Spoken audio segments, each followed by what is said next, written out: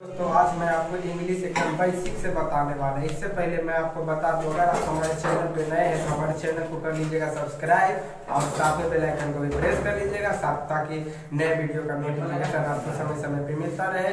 अगर आपको वीडियो अच्छी लगेगी तो हमारे वीडियो को कर लीजिएगा लाइक, चैनल को कर लीजिएगा सब्सक्राइब।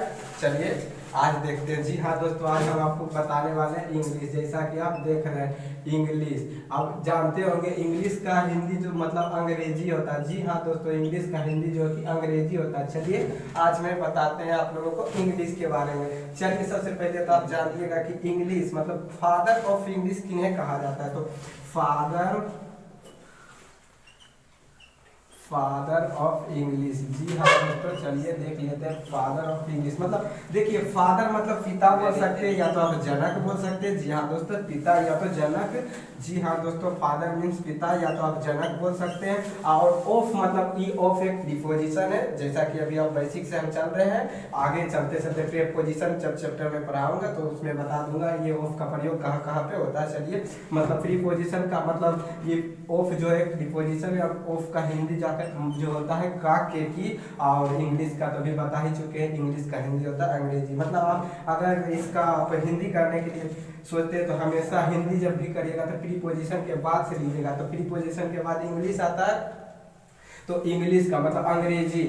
ओफ अभी बता चुके हैं, ओफ का हिंदी मतलब का के की ले सकते हैं। उसके बाद फादर मतलब पिता या जनक, तो आप बोल सकते हैं अंग्रेजी के पिता या जनक, यानी अंग्रेजी या पिता के जनक मतलब अंग्रेजी के पिता या जनक किन्हें कहा गया। तो याद रखिएगा दोस्तों, विलियम शेक्सपियर को कहा गया। अगर आपसे क्वेश्चन पूछेगा फादर ऑफ इंग्लिश किन्हें कहा गया, तो डायरेक्ट बोल दीजिएगा विलियम शेक्सपियर को फादर ऑफ इंग्लिश कहा गया। चलिए इससे मतलब आज मैं इंग्लिश एकदम बेसिक से बताते हैं। चलिए मैं आज अल्फाबेट, जी हाँ दोस्तों, अल्फाबेट से शुरू करते हैं। अल्फाबेट यानी अल्फाबेट का हिंदी जानिएगा। अल्फाबेट का हिंदी होता है वर्णमाला। जी हाँ दोस्तों, वर्णमाला। अल्फाबेट का हिंदी होता है वर्णमाला। तो देखिए ये वर्णमाला किससे कहते हैं, तो याद रखिएगा दोस्तों A to Z को हम वर्णमाला कहते हैं। याद रखिएगा A to Z को वर्णमाला कहते हैं, यानी कि ABCD में पूरा 26 लेटर होते हैं और उन 26 को ही हम वर्णमाला अल्फाबेट कहते हैं। याद रखिएगा A to Z को हम वर्णमाला कहते हैं।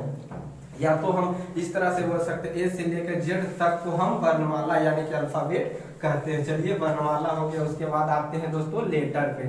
चलिए लेटर मीन्स होता है अक्षर। जी हाँ दोस्तों, लेटर मीन्स होता है अक्षर। अब देखते हैं लेटर किसे कहते हैं। तो याद रखिएगा जिसे हम खंडित या अलग अलग नहीं कर सकते, जिसे हम खंडित या अलग अलग नहीं कर सकते उसी को हम लेटर कहेंगे। जी हाँ दोस्तों, जैसे कि देखिएगा आप लोग ए को आप कितना भी अलग कीजिएगा, कितना भी खंडित कीजिएगा, ए को हम खंडित नहीं कर सकते, इसीलिए ए को हम लेटर कहेंगे। अभी जस्ट बताएं लेटर का परिभाषा डिफिनेशन ये बोले हैं कि जिसे हम खंडित या अलग अलग नहीं कर सकते उसी को हम लेटर बोले हैं। एग्जाम्पल में जैसे कि एग्जाम्पल में बोल सकते हैं ए को कितनों खंडित कीजिएगा तो खंडित नहीं होगा, अलग नहीं होगा, इसीलिए ए को हम लेटर बोलेंगे। उसी तरह एग्जाम्पल में ले लीजिए बी को आप कितनों को खंडित कीजिएगा तो इससे मतलब अलग बी से कुछ भी अलग नहीं होगा, इसीलिए हम बता चुके हैं जिसे हम खंडित या अलग अलग नहीं कर सकते उसी को लेटर कहते हैं। यानी आप पहले बता चुके अल्फाबेट यानी A to Z को हम अल्फाबेट कहते हैं। दूसरा है लेटर मीन्स होता है अक्षर बोले तो जिन्हें हम खंडित या अलग अलग नहीं कर सकते उसी को हम लेटर कहते हैं। एग्जाम्पल में ABCD एक्सेट्रा कुछ भी ले सकते हैं। यानी कि अब आपसे पूछेगा कि लेटर की संख्या कितनी है, तो याद रखिएगा दोस्तों लेटर की संख्या 26 है। जी हाँ दोस्तों, लेटर्स की संख्या 26 है। जैसा कि आप बचपन में पढ़े होंगे ABCD मतलब आपको बोला जाता होगा ABCD में कितने अक्षर है, तो 26 लेटर है। जी हाँ दोस्तों, 26 लेटर्स। जी अब चलिए थोड़ा इसको साफ कर लेते हैं।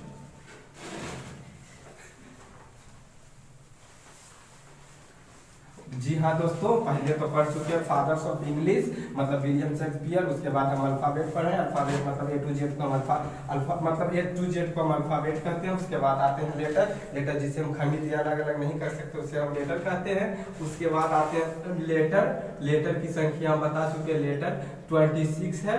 जी हाँ दोस्तों, जैसे कि हम बता चुके हैं। आप को बोला जाएगा कि लेटर को कितने भागों में बांटा गया, तो देखते हैं लेटर को 3 भागों में बांटा गया। जी हाँ दोस्तों, लेटर को 3 भागों में बांटा गया। जैसा कि पहला आप बोल सकते हैं वोवेल। पहला क्या आता है दोस्तों, तो पहला वोवेल है और दूसरा आता है दोस्तों सेमी वोवेल। जी हाँ दोस्तों, सेमी वोवेल और तीसरा आ जाता है दोस्तों कॉन्सोनेंट। जी हाँ दोस्तों, तीसरा में हम ले सकते हैं कॉन्सोनेंट को। यानी यहाँ से हम क्या पढ़े, लेटर्स की संख्या कितनी है, तो 26 है। लेटर को कितने भागों में बांटा गया, तो 3 भागों में, जो कि पहला है वोवेल, दूसरा है सेमी वोवेल और तीसरा है कॉन्सोनेंट। जी हाँ दोस्तों, याद रखिएगा, आपसे क्वेश्चन ये भी पूछा जाएगा कि वोवेल की संख्या कितनी है, तो वोवेल की संख्या 5 है। जी हाँ दोस्तों, वोवेल की संख्या 5, एकदम बेसिक से लेके चल रहे हैं, बेसिक टू एडवांस लेके चलेंगे दोस्तों, आप चिंता नहीं कीजिएगा। अगर वीडियो अच्छी लगे तो हमारे वीडियो को लाइक कर दीजिएगा, चैनल को सब्सक्राइब कर दीजिएगा और नोटिफिकेशन को भी ऑन कर लीजिएगा दोस्तों। जी हाँ दोस्तों, नोटिफिकेशन को ऑन करने से क्या होता है कि अगर आप हम जब भी वीडियो को नया अपलोड करेंगे तो आपको सबसे पहले नोटिफिकेशन जाएगा, तब भी आप वीडियो को चालू कर सकते हैं। चलिए, क्या बता रहे थे, लेटर को 3 भागों में बांटा गया, जो कि पहला वोवेल, दूसरा सेमी वोवेल और तीसरा कॉन्सोनेंट। और आपसे पूछा जाएगा कि वोवेल की संख्या कितनी है, तो 5, सेमी वोवेल की संख्या कितनी है, तो 2, और बाकी जो बचा दोस्तों, ये तो इसको ऐड करिएगा, 5 से 2 7 हो गया। और हम जानते हैं कि लेटर्स की संख्या कितनी है, तो 26 है। 26 में 7 को माइनस करेंगे तो बचेगा 19, यानी कि कॉन्सोनेंट की संख्या 19 है। अब ऐसे तो बोला जाता है कि इसको और इसको काउंट कर ऐड करके अभी की कॉन्सोनेंट की संख्या कितनी है, तो 26 है। ये भी गलत है, मतलब गलत नहीं है, ये भी सही है कि आज मतलब कॉन्सोनेंट की संख्या कितनी है, तो 21। लेकिन हम और विस्तार से लेके चले, एकदम बेसिक से चले हैं कि लेटर को अभी जो है लेटर को 2 भागों में बांटा जाता है, लेकिन हम बेसिक से चल रहे हैं ताकि लेटर को 3 भागों में बांटा गया, जो कि देख रहे हैं, पहला है वोवेल, दूसरा है सेमी वोवेल और तीसरा है कॉन्सोनेंट। अगर आपसे पूछेगा कि वोवेल की संख्या कितनी है, तो 5, सेमी वोवेल की संख्या कितनी है, तो 2, और कॉन्सोनेंट की संख्या कितनी है, तो 19। जी हाँ दोस्तों, अगर आप पूछेगा कि कौन कौन सा वोवेल है, याद रखिएगा ए, ई, आई, ओ, यू, ये 5 जो है कि दोस्तों वोवेल है। और आपको बोला जाए कि सेमी वोवेल कौन कौन है, याद रखिएगा दोस्तों, डब्लू और वाई को हम सेमी वोवेल कहते हैं, डब्लू और वाई को सेमी वोवेल कहते हैं। और इन 5 और 2 को छोड़कर, 7 को छोड़कर जितना मतलब ABCD में 26 लेटर होते हैं, उन सब में से इन 7 को छोड़कर जो भी बचा उन सब को हम कॉन्सोनेंट कहते हैं। जैसे कि सी बच गया तो सी एक कॉन्सोनेंट है, डी बच गया डी भी कॉन्सोनेंट है, और ई तो अभी जानते हैं कि ये क्या है, तो ये एक वोवेल है। उसके बाद एफ हो गया, उसके बाद जी हो गया, मतलब जो भी बचा सब कॉन्सोनेंट है। अभी तक हम ज्यादा कुछ पढ़े नहीं दोस्तों, यही पढ़े हैं कि लेटर को कितने भागों में बांटा गया, तो लेटर को 3 भागों में बांटा गया है, जैसा कि आप बोर्ड पे देख रहे हैं। चलिए इसको भी मिटा देते हैं, इतना तो समझ में सबको आता ही होगा, ये तो बच्चा वाला चीज है। चलिए, आशा करते हैं कि आपको मतलब जो भी पढ़ा रहे समझ में आ रहा होगा। जी हाँ दोस्तों, चलिए आगे बढ़ते हैं। अब आते हैं इसके बाद वर्ड पे। जी हाँ दोस्तों, वर्ड। अब वर्ड का हिंदी तो आप लोग जानते ही होंगे, बच्चा वर्ड का हिंदी जानता होगा। वर्ड का हिंदी होता होगा शब्द। जी हाँ दोस्तों, वर्ड का हिंदी शब्द होता है। अब देखते हैं वर्ड किसे कहते हैं, तो याद रखिएगा दोस्तों, एक से अधिक लेटर को हम वर्ड कहते हैं। एक से अधिक लेटर को हम वर्ड बोलेंगे, लेकिन उसका सही अर्थ होना चाहिए। अगर एक से अधिक लेटर से वो बना है लेकिन उसका कोई अर्थ ना निकले तो वर्ड नहीं होगा। जी हाँ दोस्तों, याद रखिएगा, क्या बोले, एक से अधिक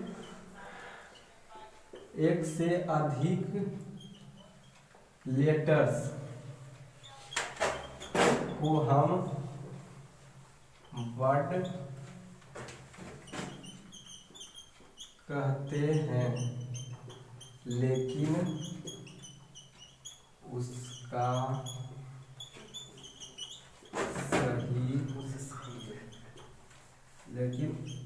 लेकिन उसका सही अर्थ होना चाहिए। जी हाँ दोस्तों, अभी हम जैसे कि बताएं, एक से अधिक लेटर्स को हम वर्ड बोलेंगे लेकिन उसका सही अर्थ होना चाहिए। जैसे कि आप देख सकते हैं PEN, आप जानते हैं कि अभी हम जस्ट बताएं P एक लेटर है, E भी एक लेटर है, N भी एक लेटर है, तभी हम जस्ट बताएं एक से अधिक लेटर्स को हम वर्ड बोलते हैं, लेकिन उसका सही अर्थ होना चाहिए। तो आप लोग जानते होंगे कि पेन मीन्स होता है कलम, यानी कि ये तो बता सकते हैं कि एक से अधिक लेटर से बना और इसका अर्थ भी निकल रहा है, इसीलिए हम इसे लेटर बोलेंगे। अगर उसी तरह हम ले ऑक्स मीन्स होता है बैल। देखिए, एक से ओ भी लेटर है, एक्स भी लेटर है, तो एक से अधिक लेटर से मिल के बना और इसका अर्थ भी निकल रहा है कि ऑक्स मीन्स बैल होता है, तो ये भी एक लेटर है। उसी तरह हम लेते हैं, चलिए दोस्तों, ENP, यहाँ तो E एक लेटर है, N एक लेटर है, P एक लेटर है, यानी एक से अधिक लेटर से मिलके ये बना है, लेकिन इसका अर्थ आज तक कोई डिक्शनरी में नहीं मिला हुआ कि ईएनफीम का मतलब कुछ होता है, यानी कि बोले एक से अधिक लेटर से मिलकर बना, लेकिन उसका सही अर्थ होना चाहिए तभी वर्ड बनाएगा। लेकिन यहाँ तो एक से अधिक लेटर से मिलकर बना, लेकिन इसका कुछ अर्थ हो ही नहीं रहा। जब इसका अर्थ कुछ हो ही नहीं रहा तो इसे हम वर्ड नहीं बोलेंगे। जी हाँ दोस्तों, उसी तरह ओ सी डब्ल्यू, यहाँ तो ओ भी लेटर, सी भी लेटर, डब्ल्यू भी लेटर, यहाँ एक से अधिक लेटर से मिलकर ये बना है, लेकिन एक से अधिक लेटर से मिलकर बना, लेकिन ओ सी डब्ल्यू मतलब इसका कोई अर्थ नहीं निकला। जब इसका कोई अर्थ निकलवे नहीं करेगा तो इसे हम लेटर बोलेंगे नहीं, बोलेंगे वर्ड नहीं बोलेंगे। जी हाँ दोस्तों, आप वर्ड को समझ गए होंगे। पहले हम बताएं लेटर, लेटर को 3 भागों में बांटा गया। उसी तरह है वर्ड, वर्ड की बोल एक से अधिक लेटर्स को हम वर्ड कहते हैं, लेकिन उसका सही अर्थ होना चाहिए, जैसे कि हो गया फेयर, ऑक्स, एग्जाम्पल में।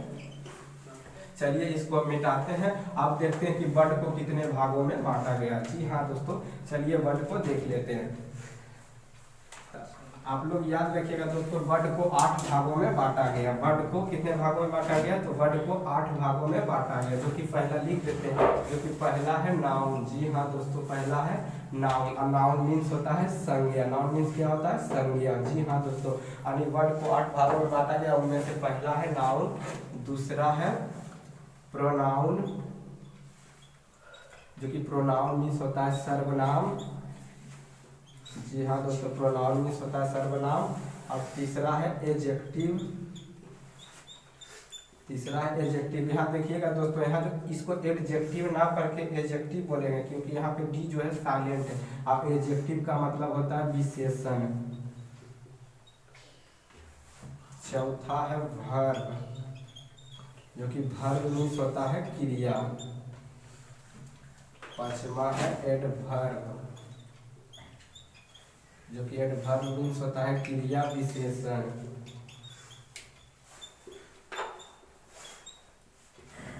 छठा है प्रीपोजिशन, प्रेपोजिशन, जो कि इसका हिंदी होता है संबंधवाचक। सातवां है कंजक्शन, कंजक्शन का हिंदी होता है समुच्चय बोधक अव्यय।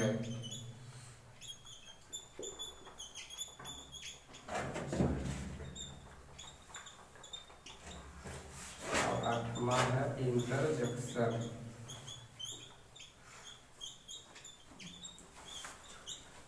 विस्मयादि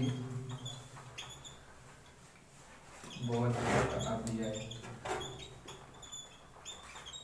जी हाँ दोस्तों, जैसा कि आप लोग देखे होंगे कि वर्ड को 8 भागों में बांटा गया है, और उन्हीं 8 भाग यहाँ पे, जो कि पहला है नाउन, और नाउन मीन्स होता है संज्ञा। पहला है नाउन, और नाउन मीन्स होता है संज्ञा। दूसरा है प्रोनाउन, प्रोनाउन मीन्स सर्वनाम। तीसरा है एडजेक्टिव, जो कि विशेषण। अब चौथा है वर्ब, जो कि वर्ब मीन्स क्रिया।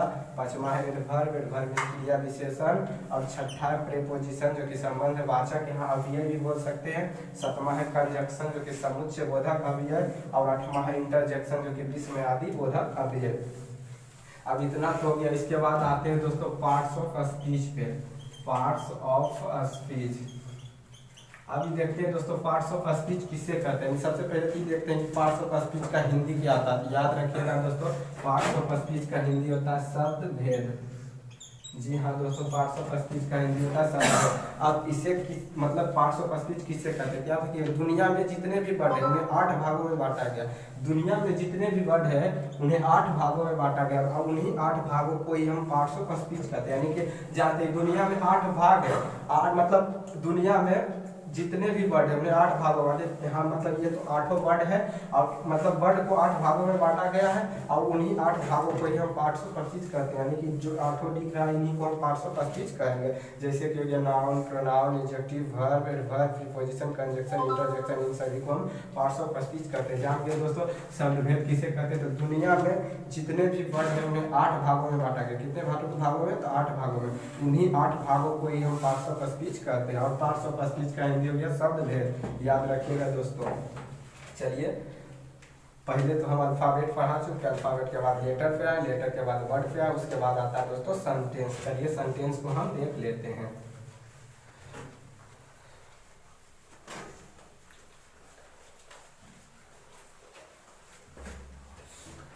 सेंटेंस। सबसे पहले तो देखते हैं कि सेंटेंस का हिंदी की होता है, तो याद रखिएगा दोस्तों सेंटेंस का हिंदी होता है वाक्य। जी हाँ दोस्तों, सेंटेंस का हिंदी होता है वाक्य।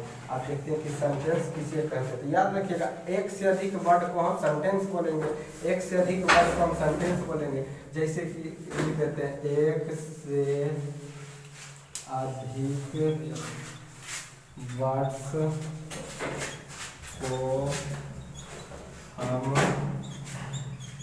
सेंटेंस कहते हैं। एग्जाम्पल में ले लीजिए Ram is a good boy. जी हाँ दोस्तों, क्या बोले हम कि एक से अधिक वर्ड्स को हम सेंटेंस करते हैं। जैसा कि देखते हैं राम, अब पहले देखते हैं कि वर्ड कितने से बनता है, तो याद रखिएगा एक से अधिक